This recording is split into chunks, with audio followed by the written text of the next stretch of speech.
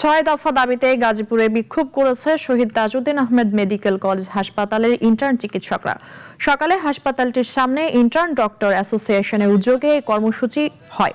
সংগঠনের সভাপতি ডাক্তার মাহাদি হাসানের সভাপতিত্বে এতে বক্তব্য রাখেন সাধারণ সম্পাদক ডাক্তার ফাতেমা নূর নদী। বক্তারা এফসিপিএস ট্রেনি সংক্রান্ত সিদ্ধান্ত বাতিল, বিসিএস স্বাস্থ্য চাকরিতে বয়সসীমা 40 বছর করা এবং অবৈধ ডাক্তারদের বিরুদ্ধে আইনি ব্যবস্থা নেওয়ার দাবি জানান।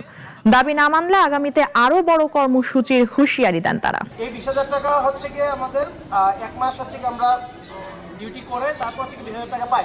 এটা সরকারি অনুমোদন থেকে হচ্ছে গিয়ে পাওয়া হয়। আগে হচ্ছে গিয়ে এটা 15,000 ছিল, পরে 20,000 করা হয়েছে। এখন হচ্ছে গিয়ে এখনকার যে দ্রব্যমূল্যের ঊর্ধ্বগতি সেই অনুসারে আমাদের এই অর্থটাও হচ্ছে গিয়ে আমাদের কি অপ্রতুল। আপনারা তো পপুলিস্ট হবেন না, আপনারা শাসক। আপনারা জানবেন যে কিভাবে একটা দেশ সুন্দরভাবে শাসন করা যায়। এই জন্য পপুলিস্ট আইডিয়া থেকে বের হয়ে আসুন।